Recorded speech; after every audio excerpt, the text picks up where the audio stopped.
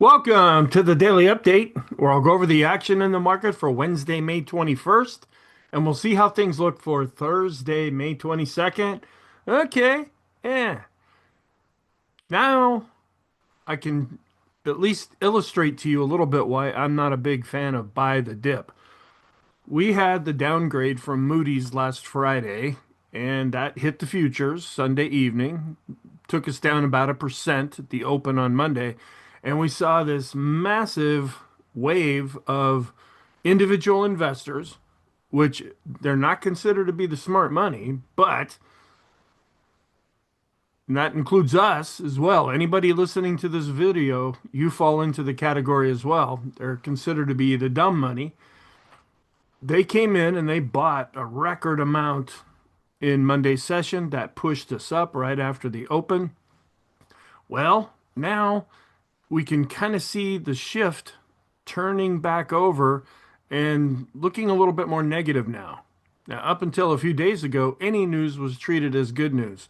Now we're starting to see almost any news treated as bad news. And the market had become overbought. It had really climbed up out of the April lows that we saw. A lot of people were just totally convinced that we're just going to keep going up. Well, in the short term anyway, a lot of those folks that bought on Monday, they're now seeing losses according to the index. So this will rattle some of the weaker hands because, like, oh my gosh, they got in, they were seeing a profit, things were looking good. And then in Wednesday's session, we had that down move. Now, there's a number of things being attributed to that, and I'll talk about it as we go through things here. But now all of a sudden, instead of being on the offense, they're on the defense, and maybe they bought this on margin. And it's very deflating to get into a position, see a profit, and then see that profit go away because you come back down to your entry price and then have that turn into a loss. And that's when the mental games really start.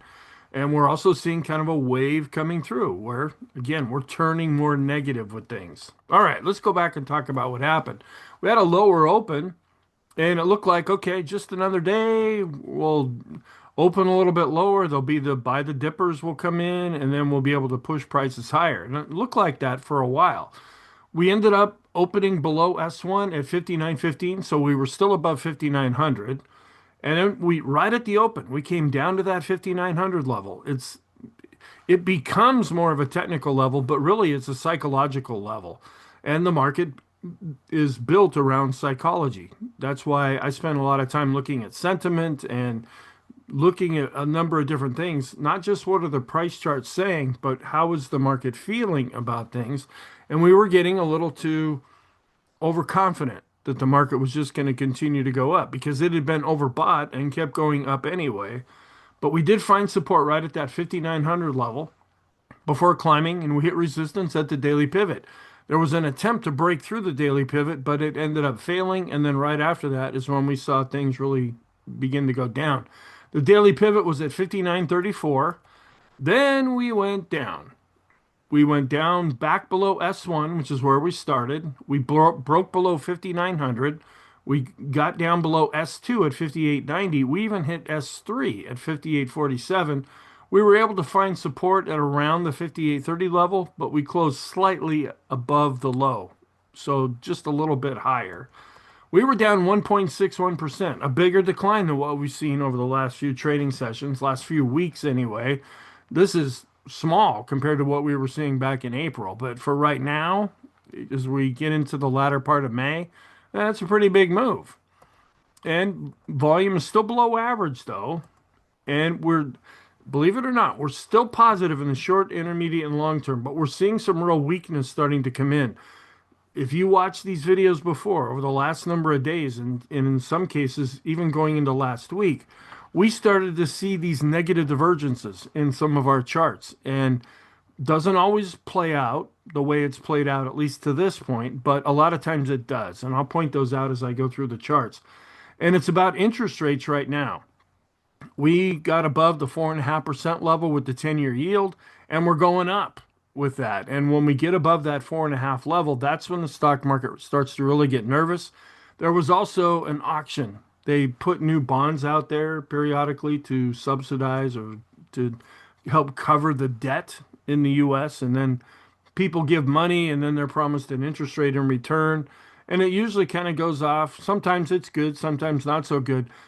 They're blaming a lot of the downturn as well on the bad auction that happened in Wednesday's session.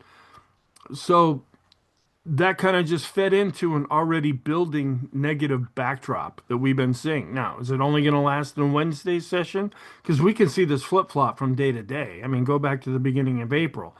One day it's the end of the world. The next day it's like, oh, we're seeing angels and butterflies and beams of light coming down and everything is wonderful again. So it can change quickly here.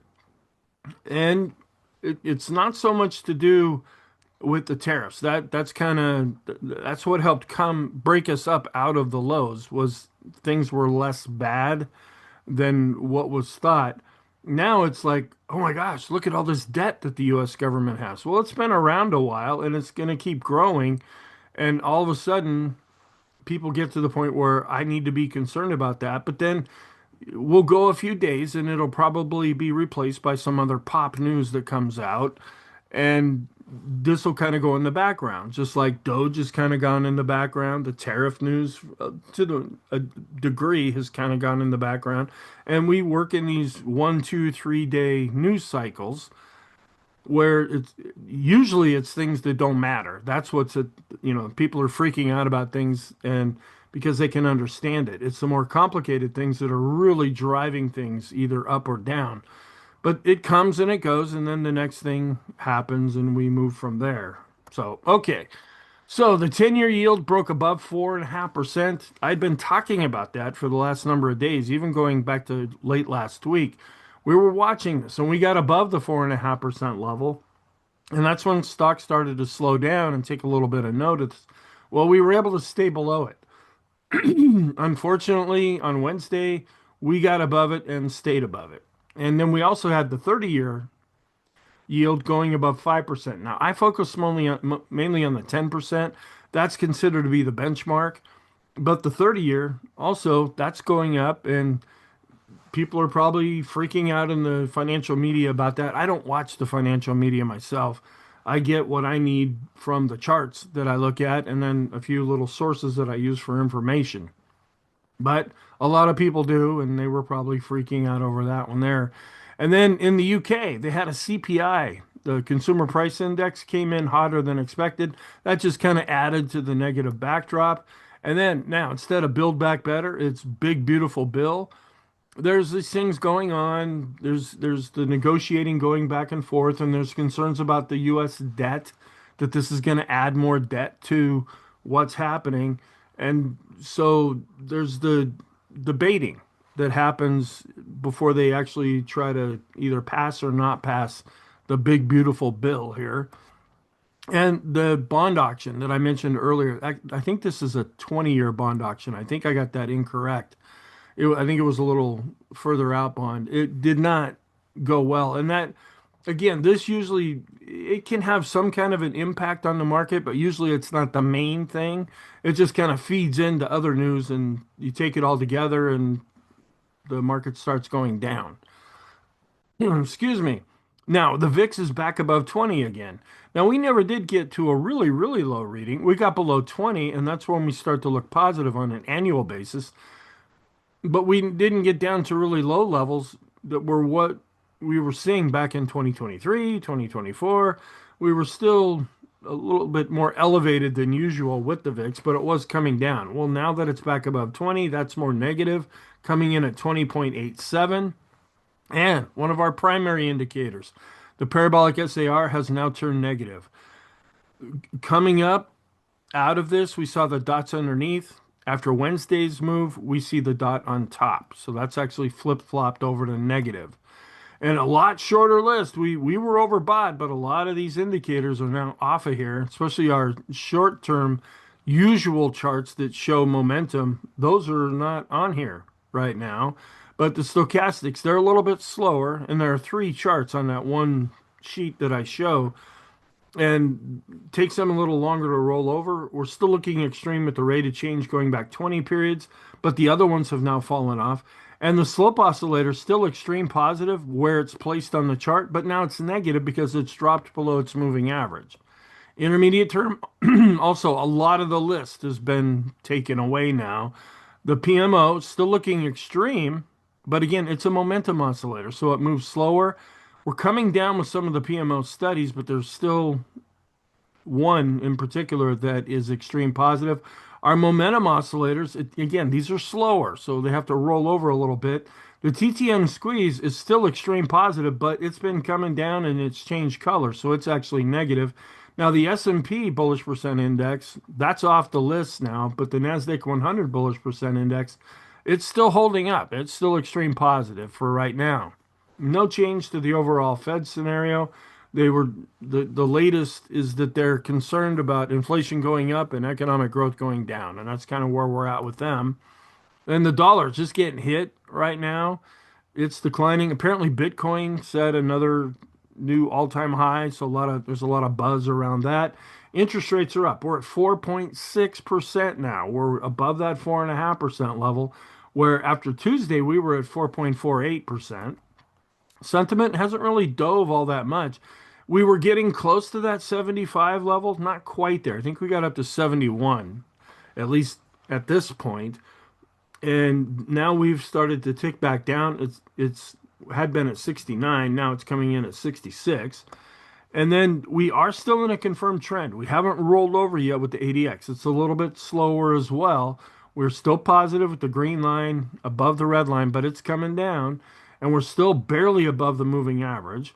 And with the down day, we are negative with the bias. And I'm changing our momentum positive to mixed because we don't know if this is just more of a short-term thing and we're going to be able to bounce up out of this, or if this is the beginning of something where we're going to see a more solid decline. All right, we just had the weekly MBA mortgage applications index, so that was it. That came out in Wednesday session. Thursday is going to be kind of the big day as far as economic reports, and really the main one is going to be jobless claims. There's some global PMIs that'll be coming out, but some people think those are really important, and yeah, we want to look at them and see what they're telling us, but it's the US PMIs, the services and manufacturing that are most important. But anyway, the mortgage applications, we're seeing interest rates have been going back up, and so both the refinance applications and purchase applications were down 5%. And here's a chart of that where it had been improving but dropping off, but now it's actually turned down to negative. Then here, and this is the basis of the program that I teach. I'm a trend trader, going with whatever the trend is. Now, excuse me, if you look at the charts that I have, I mainly go on a daily chart. I use a 50 period, 200 period crossover system, and we're still in a downtrend according to that. This is a little bit longer. It's based on weekly charts. Now, in my opinion, the charts and the research that I've done, that's a little too slow. But we can still have some takeaways from this. This goes all the way back into the late 90s here. And we're starting to drop below over here on the right-hand side. That's longer term negative. And we're seeing that. If you watch the weekly video that I do, I use weekly charts with longer term moving averages, and we've already crossed over negative there. But this is a real simple way that some folks use just to determine when the red line's above this black line, then that's when you buy. When the red line drops below, that's when you sell. But there's other things that I teach in the program that you can avoid losses, and you can pretty much eliminate your losses for times that maybe you don't want to get out. Maybe it produces a taxable event and you can still get out, or you can still be protected at the same time, even if you don't close out any positions. Okay, then looking at the discretionary, which means you can make choices, over systematic, which means you just follow a system. The systematic approach has been improving because we've been going back up. Well, the discretionary folks, they started as, okay, things are not all good here. Let's get out. They've been improving as well, at least up to this point. Now, these charts were before Wednesday's session. Then we look at this, we're seeing more of a disconnect here. And for a long time, when we look at the truck tonnage index, it has a real tendency to go in tandem with the S&P 500. Well, going back to the COVID crash, we've seen more of a decoupling as the truck tonnage index has gone sideways as stocks have been going up. And then the concentration of the market cap for the S&P and earnings in the 10 largest index. I have to move this little bar here. Hopefully I can do that quickly. Constituents, just what stocks make up that particular index. And this just shows the 10 largest companies as a share of the S&P 500. It's the big stocks right here. And they make up most of the index because it's a weighted index. So the bigger the company, the more impact it has on how the S&P is calculated. And the earnings make up for 30% of the S&P 500. Then the forward PE ratio, when you look at the aggregate here, which is the dark blue line, we're getting up to 22. Not there now. We're probably getting closer into we're at least in the 21 range, possibly down into the 20 range. But we had been getting more expensive again. But when you look at the equal weight version, where all the stocks in the S&P are treated the same, that had been going up, but it had spent quite a bit of time right around that 15 level, which is considered to be fairly priced. So the equal weight version is still not overpriced or overvalued, where the big stocks, when they're in the calculation, that's when we become overvalued with the S&P. But again, with Wednesday's drop, these numbers are probably dropped as well. And this also shows the valuations here. The US getting up into the 21.7 range. Usually we want to be around the fair value level, but when we start to get a little nervous is when we go above 20. But we can stay above 20, and we have on a historical basis, we've been above 20 for years. And we can even stay on a forward-looking basis above 20 for years at the same time. And this just compares the valuations of the other countries. Then the Magnificent Seven PE premium against the S&P 500 has been starting to come back up. It's at 43%. And then earnings revisions. So even though they're coming down a little bit, the Magnificent Seven, we didn't really see any earnings revisions there. Where the S&P, they're revising it down 3%, and the rest of the stocks that are not the Magnificent Seven are down 4%. Then still not so exceptional. This is the US. It's more of a ratio relative to the rest of the world. And then a 200-day moving average. We have been bouncing back up, but really going into late 2024 into 2025, US stocks have been underperforming other stocks throughout the globe. And I have charts that I show of that. I don't have them in this video. I just show them when they really periodically and then when they seem to be telling us something. But this is what we've been seeing now for pretty much all of 2025. Then some other interesting charts, heavy debt load. This going back to 2005. I mean, we're just going up and up and up and up and up. And some of this you can blame on modern monetary theory because if you're a reserve currency, you can print your own money, but that can produce massive inflation. But what happens if the US loses its reserve currency status? Some people say that will never happen. Other people say that's definitely going to happen. We just have to see how it plays out. That's one reason why you see Bitcoin, because it's a different type of currency in and of itself. That's why it's now hitting a new all-time high. But we just see this debt going up and up and up. And people say we need to worry about it, but then, they were saying this back in 2005 and 2010 and 2015. We got to do something about this. Well, all they did were things that kicked the can down the road. And what are they going to do now? Just keep kicking this down the road even more because it's also almost getting unsustainable. But they were saying that 10, 15, 20 years ago, that what we're doing right now is already unsustainable. So we just kind of watch it all unfold here. Then this is what kind of an impact. I thought this was interesting, put out by Yahoo Finance and Piper Sandler and Michael somebody here. Okay, why are we fixated on this 4.5% level with the 10-year yield? Well, we have minimal impact when we're below 4.5%, but when we start to go above it, which is where we're at right now, issue for rate sensitive and low quality. So those companies that don't have a good credit rating and they have to go out and borrow money and they're already having to have a higher interest rate. Well, this is going to make that interest rate even higher. And there's the housing, mortgages. That's why we're seeing a decline in the mortgages this week, because when this goes up, mortgage rates also go up that you have to pay.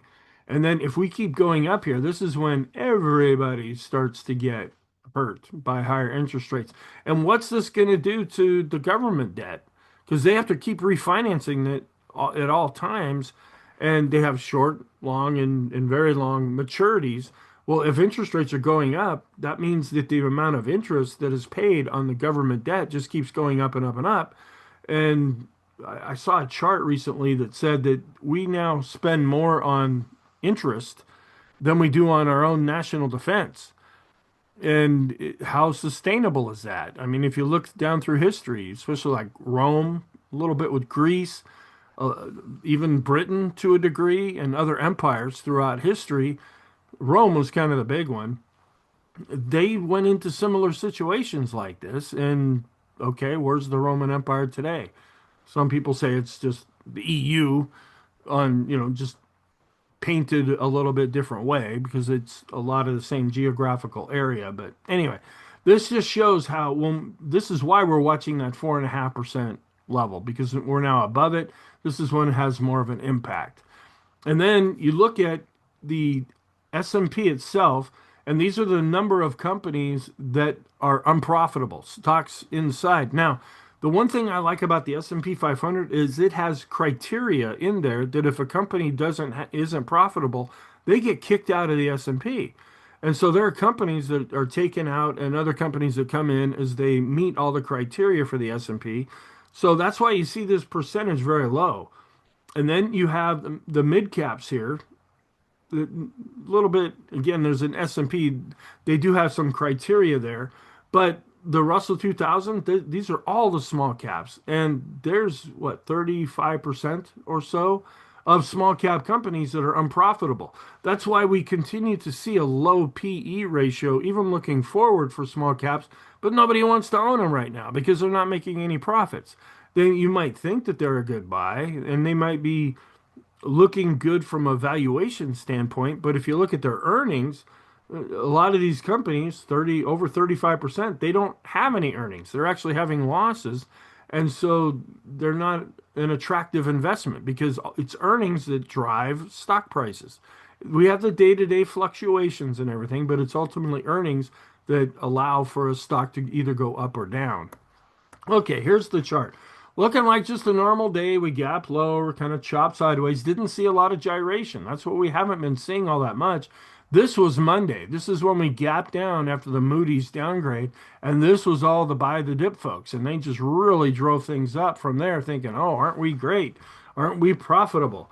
Well, then we went through Tuesday, and okay, well, we came back down a little bit here, but not all that much. All right, then Wednesday comes along, the buy the dippers try to come in, but they hit this resistance. We got a little bit above the daily pivot, but then right after that, boom. This is when the auction news came out and people were deciding, okay, maybe we're not as happy about things right now. We are overbought. We've had a good run up from those lows in early April. And so we just saw a wave of selling that took us back down below S1, S2. We came all the way down and broke below S3, and we closed a little bit below S3, even though we saw a bit of a bounce from the low. And we're pretty much flat right now. We're not seeing any kind of a real bounce. Now, this is 8 or 9 hours before the market opens. So we're not seeing much of a recovery, but things were a little bit more negative here. But then most of the damage was done during the market session. That's when we really saw things break lower. But this is still positive, at least for right now. We're still seeing the blue line above the red line. Intraday, growth is still above value. And we're not really trailing off all that much. We had a big down day, and we're seeing the growth to value ratio intraday for the S&P going sideways. That's still something positive to hang on to. Our end of day chart, growth was down less than value for the large caps, down, even though it was down 2.44%, it was down less than value, and it was down 1% less for the small caps. So when we look at our end of day charts, the ratios are going up. So this is still positive. We're not rolling over with this, at least yet. With the small cap growth to value ratio, the mid caps kind of sideways right now, but still above both moving averages. And we did decline a little bit here with the S&P growth to value, but we're still above the moving averages. So things haven't necessarily fallen apart yet. We're that's what we're trying to evaluate right now. Was it just something that happened on Wednesday and we'll be able to recover from that, or is this the beginning of something that's looking more negative? And didn't really see much of a change here. We're still above the rainbow with this growth to value ratio with the two ETFs that we look at. And we did come down with discretionary. We're in a downtrend, but we're still above both of the moving averages for right now. Our trend, and again, this is a little bit slower. Even in the short term, we're just barely above the moving average and we're barely above 20. So this is still a positive confirmed trend. The green line is above the red line. That's why it's positive. But we can see the green line really coming down and the red line starting to come up. We'll see if the market's able to recover from that. And we're still in a confirmed uptrend here with the intermediate term ADX chart, even though the green line's coming down and the red line's going up. But we still continue to be below average. And this has been the story.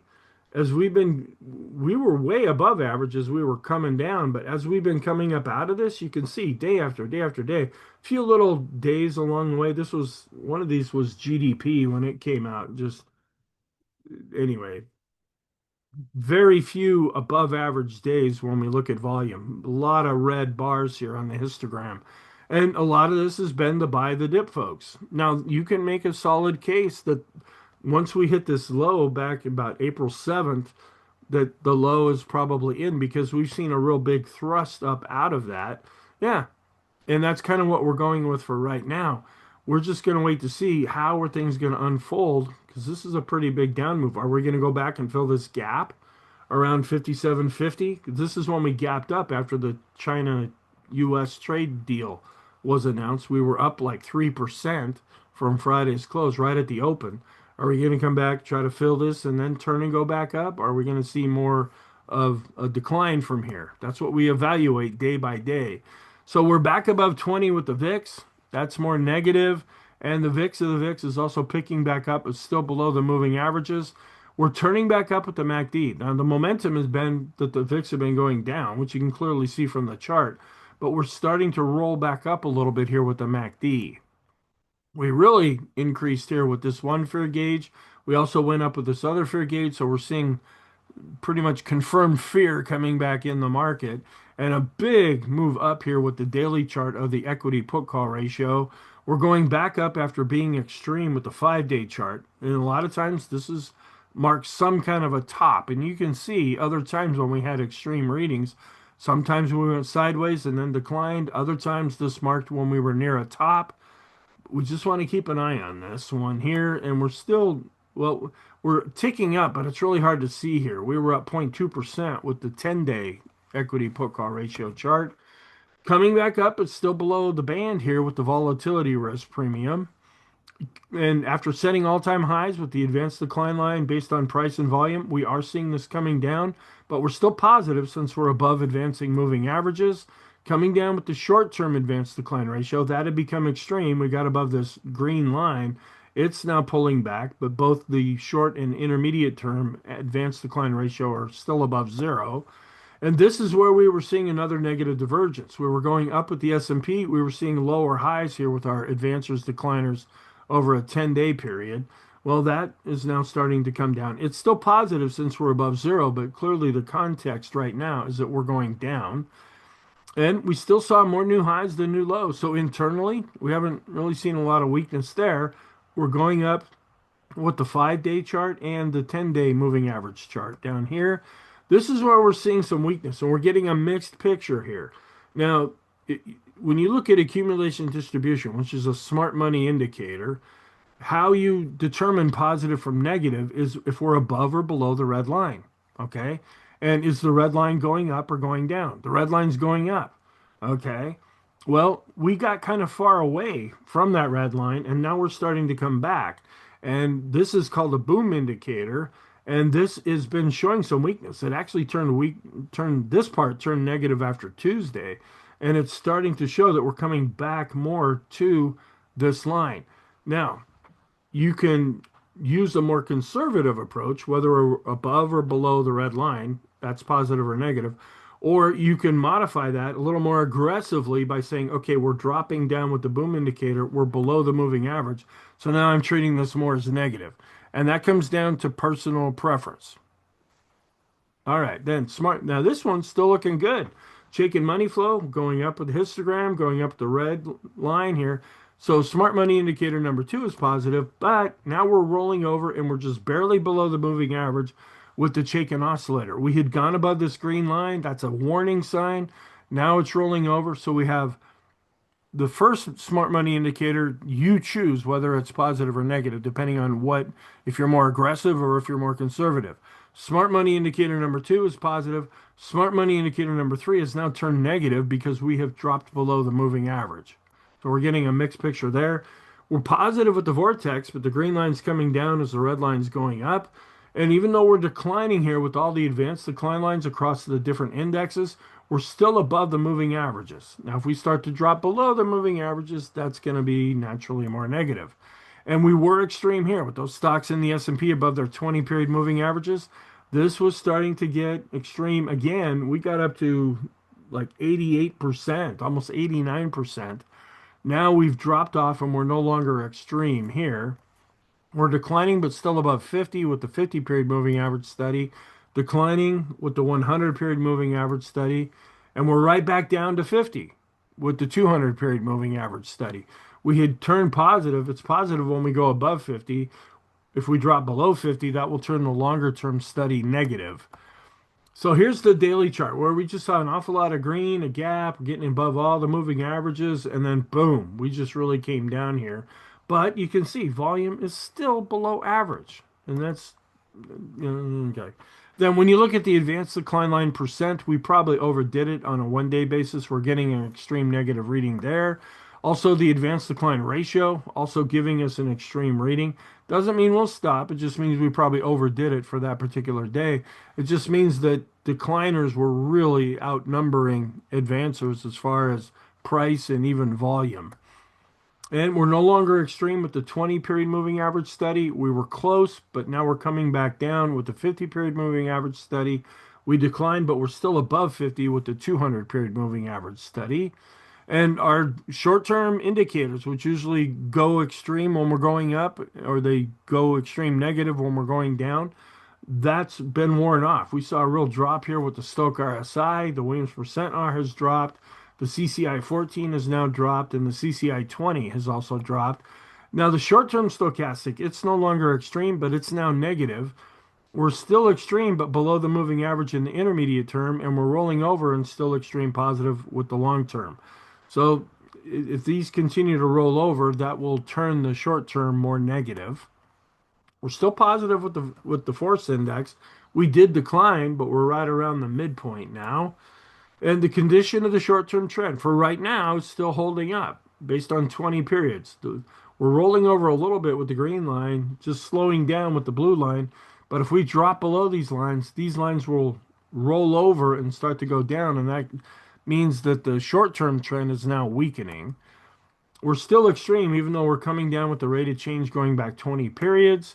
And we're going from the +3 channel down into the border of the +2, +1 channel with our standard deviations chart. So that's no longer extreme. And we're coming down, but still above zero with the balance of power. We're coming down to the fluorescent green moving average here. That's short term. Can this area hold? We're still looking more positive when we look at the 10, 20, and 30 moving averages here. But it got hit in Wednesday's session. We've gone from dark blue to light blue with the go, no go. That's a little bit more negative price action that's being picked up here. And coming off of the highest high value, that's the blue line. We're still above the midpoint though. And we're still positive with the Landry light. We're still positive with the proper order. We're turning negative here. Now we're extreme positive since we're above the black line with the TTM squeeze. But when we turn to the darker shade of blue, that's negative. And this is really starting to drop. And we can see how we had this just monstrous reading for the TTM squeeze. And now it's starting to come back down. And we're not in any kind of bear market here, but we had basically negated this chart. The percent from the closing high, we're now down 2% from that, according to this chart. That's on a closing basis. And we're coming down a bit with the standard deviation chart, but we're still above the moving average. This was starting to really increase as we were going up and up and up and up. That means we were going quickly. And now that we saw a down day, that's why we saw the standard deviation coming down as well. Declining, but still above zero with the ease of movement. We're still above zero with the Arun, the oscillator's above zero. We're actually turning negative now with the S&P McClellan oscillator. We've dropped below zero, and we were seeing a negative divergence here. We made a high, we were going up with price, but we were seeing a lower high as we were making a higher high with price, and that's a negative divergence. And now we're seeing some weakness from the S&P McClellan oscillator. So we're rolling over now. This is actually turning negative based on price, and we had gone above this red line. That's when we're extreme with the volume. Now it's starting to turn negative. So this other primary indicator is now negative. And with the NYSE McClellan oscillator, we'd also seen a negative divergence. We're now dropping down below zero. Really hard to see, but we're rolling over based on price and volume. Just a little bit of a tick down there. So on the trading oscillator, which has been, it was mixed after Friday, it was negative after Monday and Tuesday. It's now negative after Wednesday, declining based on price and volume, but still above zero for right now. And momentum, this is a little slower. So the PMO, which had gone above this red line, that's when it's extreme. We're starting to roll over based on price and volume, but we haven't crossed below the moving averages yet. This was the PMO studies where we were extreme here with the PMOs that were rising. That really dropped and it dropped below 50, turning it more negative. We're still extreme with the buy signals, rolling over just a little bit, and we're coming down after really looking a lot better with the PMOs that were above zero. And we've gone nowhere. We're still neutral with the Elder's Impulse system. We haven't turned to negative with this chart. This is a biggie, though. The parabolic SAR, the dots are underneath. After Wednesday, the dot is now on top. And now sometimes it doesn't last for very long, but we just want to make note of it. We don't know what's going to happen going forward. Nobody does, even though they say they do. But for right now, this is turning more negative. And we're extreme positive, excuse me, with the slope oscillator, but we're negative because we've dropped below the moving average. We're starting to roll over, but still above the moving average with the MACD. So the slope oscillator, which is really extreme here, it's now negative. The other short-term oscillator, it's rolling over a little bit, but still above its moving average. Seeing a little bit of a tick down as we just saw with the MACD, still going up with the PMO, rolling over a little bit with the PPO. We're extreme with the TRIX and the KST. Those haven't started to roll over yet. And we're just on the verge of turning negative with the Copic curve. If we were just a little bit above the red line, if we drop below it, that's going to turn this momentum oscillator negative as well. And we were getting really high readings with the Copic curve. So it's no real surprise that we're starting to see some weakness here. And we're actually coming back down into this yellow area after the Sean trend meter had been up in the green area, which was more positive. But as we were going up, we were just going sideways with this particular indicator. And we wanted price to keep going up. That's great. But we want the trends to also keep going up as well. And they weren't. This was another negative divergence that we were seeing. And we're still above 50 with the money flow. And we're no longer extreme positive. We're still positive with the ultimate oscillator since we're above 50. But now we're coming down with this indicator. Tick down here, still above an advancing moving average with unbalanced volume. So this is still positive. We're no longer extreme with the short-term RSI. That's now come down. We never did get extreme with the intermediate-term RSI, but that's declining. But still, both of these are above 50. And the condition of the intermediate-term trend still intact for now. Even though we're coming down, we're still above the red line and the blue line. So these lines are continuing to go up. So, yeah, are we seeing some weakness coming into the market right now? Yes, in the short term. Hasn't really affected much of the intermediate term, at least yet. If anything, it's just worked off some extreme indications that we've been seeing. Okay, we're still above all the plotted moving averages here. So the lines still keep going up. And we're no longer extreme when we measure the distance from price to the 20 and 50 period moving average. We saw the boom indicator really drop back down below this blue line, which is the extreme reading level. And coming down, we're negative here, but we were already just really extreme positive with the bullish percent index. It didn't have much more room to go up from where it was at, but there was still the hope that it might, but we're dropping below the moving average here. That's turning this negative, even though we're still getting an extreme positive reading. And we just ticked down a little bit here with the NYSE bullish percent index. So actually this held up fairly well. And we're still just pretty much flat with the NASDAQ 100 bullish percent index. So this is still hope that we're hanging on to some buy signals with the point and figure charts. And I'm not showing any support levels yet because we're really dealing with the short term right now. But we're looking negative from a trending basis now with the Heiken Ashi turning black with the candle. We're positive with the Renko, or excuse me, the Kegi chart, but we're pointing down. It's positive when we're black and pointing up. The Renko chart hasn't picked up anything yet, and the three-line break, though, it is starting to turn negative. So we're seeing a mixed picture on a trending basis with the different ways we chart price.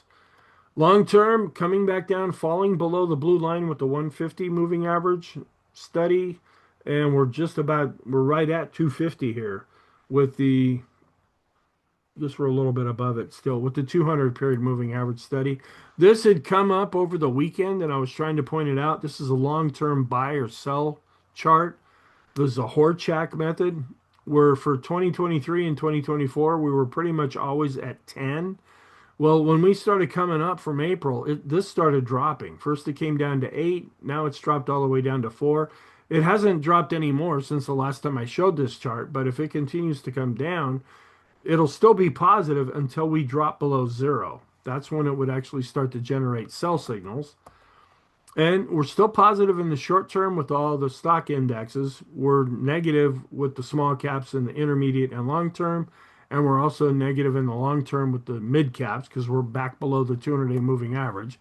Bonds are negative across the board on all time frames as interest rates have been going back up. Positive with commodities in the short term, and the dollar is negative across all time frames. All the sectors ended up being down. Real estate getting hit hard. It doesn't like interest rates going up. That's actually okay because it's more defensive. Healthcare, more defensive, but it's getting hit really hard. United Healthcare just has all kinds of problems right now. Financial sector, still in an uptrend, but it got hit. But then the growth areas, discretionary, tech, state, or communication. Communication was down the least. It actually held up the best. That's encouraging. We did see staples down, but it wasn't down all that much. So again, everything got hit. Like last week, it was like everything buy day. Well, Wednesday ended up being like an everything sell day. An awful lot of red here, except the NASDAQ bounced a little bit above 19.2, but everything else was negative with the dollar going below 100. We had the BPI cross just yesterday. It was green because we had a BPI cross above 70 with real estate. Now we're dropping back down below it. Discretionary, it's crossing back below 80, where that was showing some strength. We had the S&P below 5,900. The Dow was below 42,000. And then the NASDAQ, 19.1, 19,000, 18.9. Gold, it seems to be the one bull market right now because you're seeing a lot, the dollar going down, gold going up, uncertainty, worries about the debt. That's when people tend to flock to gold. Okay, awful lot of red here. Looks more like Valentine's Day than Christmas. Google, it was up. Big green here, little patches of green along the way. But when you see an awful lot of red like this, that's a pretty negative outlook on all the different sectors. Okay, the Dow is back down below its 200-day moving average. It was able to get above it, and now it's dropped back down below it. I hadn't checked, but it's probably back down to being negative year to date again. Because even when it got above the 200-day moving average, it's not like we went very far above that moving average. And we're negative with the Elder's Impulse system for the diamonds. Coming back down, but still above the moving averages with the NASDAQ. Still neutral with the Elder's Impulse system. Coming down with the NASDAQ 100. Still neutral with the Qs with the Elder's Impulse system. Momentum is still positive, but rolling over here with the PPO. This is starting to get extreme. It's a higher reading than what we've seen on this chart. So maybe we're getting a little overextended. But you can see once we finally went up here, this is the sideways action. And our trend indicators, they were picking up the gap. They were going on the change from what we saw that Friday before the trade deal announcement, and then we gapped up. Then we went up another day after that and have pretty much been treading sideways since then, which was the hope that we could be able to consolidate by going sideways, working off some of these overbought conditions. And we still might be doing that. We're just we broke down a little bit below this recent range, but you can see the bars are not all that much, even for the NASDAQ 100. And we came down. We were having a really difficult time with the small caps getting above this R1 pivot point here. And small caps got hit probably the hardest. They were down 2.83% here. And we were down 2.81% with the Russell 2000 small caps. We were getting a very high reading with the RSI. That's now dropped down to 50. We're still below the 200-day moving average. That's why it's negative in the long term, but we're above the 50-day moving average. Rolling over now, but still positive with the momentum. Negative with the Elder's Impulse system for the small caps. Could not get above the 200-day moving average with the mid caps. There was one day when we closed above it. That's when long term it turned positive. Every day since then we've just been below it, and now we dropped down. Mid caps got hit pretty hard too. They're also negative with the Elder's Impulse system. Financial sector got hit over 2%, but still in an uptrend, still above its 50-day moving average. But we fell back below the 200-day moving average with the bank ETF. And we gapped up and just went sideways here. But the reason I brought this chart up is because we're now back down below the 200-day moving average. And still above both the moving averages with the Wilshire 5000, but it got hit 1.75%. The total U.S. stock ETF still above moving averages here, but it was down 1.81%. We declined 0.75% with the FANG index. These are the really big stocks, so it's holding up a little bit better there. Amazon was down 1.45%, coming back down to its 200-day moving average and still in a downtrend. In a downtrend with Apple, it was down 2.31%. Microsoft was down 1.22%. It's had a pretty good run since it released its earnings.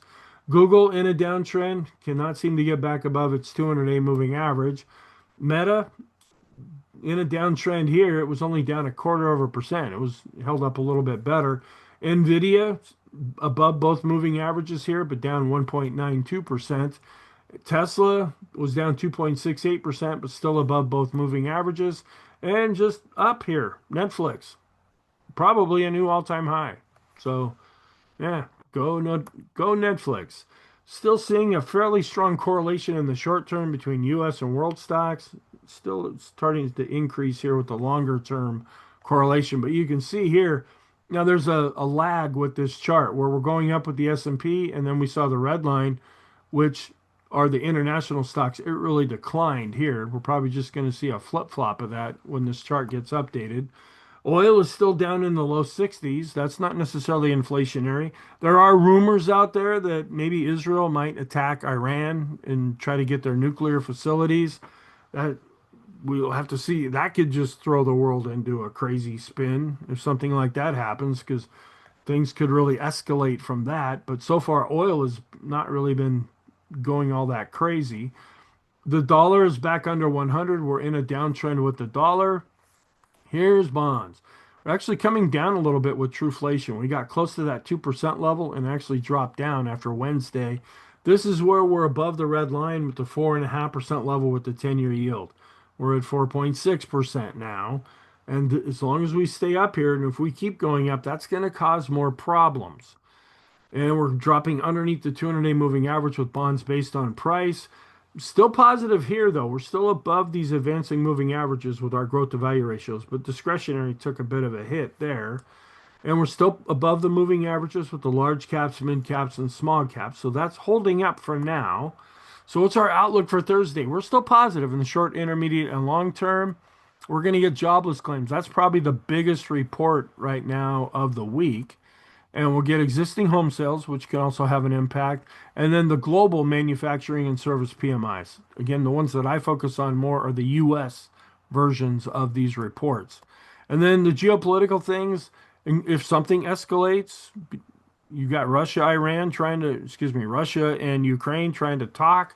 You've got Israel rumors that they may do an attack, but then you've got everything else that's going on in the U.S. with the debate about the big beautiful bill and debt worries and interest rates going up. And yeah, so maybe the euphoria that we have been seeing over the last couple of weeks, maybe that's now being replaced by, oh my gosh, maybe things aren't so good after all. All right, and then on Friday we will get new home sales. This is probably the biggest list of the week economically here, and we have the forecast and then what the previous readings were. Seasonality, not really much of an edge here. Neutral to positive across the board for May 22nd, going back to 2002. We're still in the week after options expiration, where we're up two-thirds of the time, going back to 1980. And we do see some weakness here in a post-election year when we look at May 22nd. And then, of course, the market's going to be closed on Monday for Memorial Day. Here are the pivot points. They're already posted on the YouTube community tab. Since we had a pretty wild day here, the pivot points are pretty strong, or pretty wide, I should say, from R2 at the top all the way down to S2 at the bottom.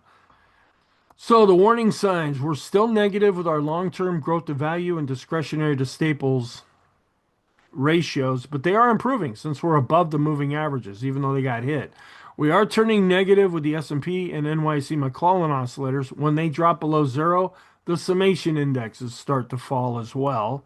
The parabolic SAR is negative. The bullish percent index, it's still extreme positive, but it's below its moving average. That's why it's coming up negative right now. The swing trading oscillator is still going down based on price and volume. The long-term special K chart, which I only show over the weekend, that is still negative, but it's still improving.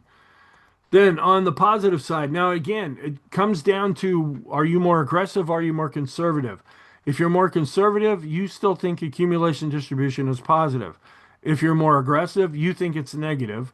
The Chaikin money flow is still clearly positive, but now we're negative with the Chaikin oscillator because we were extreme positive. We're coming down from that, but we're negative since we're dropping below the moving average. The bullish percent indexes, both for the NASDAQ 100 and NYSE, are still positive. In our moving average studies, these are still extreme, even though it's coming down from that reading. And we are extreme with the momentum oscillators, but the slope oscillator, the short-term one, it's crossing below its moving average. The ease of movement is still positive, as is the money flow, ultimate oscillator vortex, even though we're seeing a lot of weakness in these indicators. Financial sector was down, but still positive, and the momentum for the NASDAQ 100 was down, but is also still positive. So then, what is our conclusion? We are still positive for right now because we're above the 20 period moving average in the short term, and we're still declining from being overbought. We're still positive in the intermediate term because we're above the 50 period moving average, but we're declining from being overbought. And we're still positive in the long term because we're above the 200-day simple moving average, but we're still in a downtrend there. Thank you. I hope you found this helpful. Have a really good day, and I will talk to you in the next video.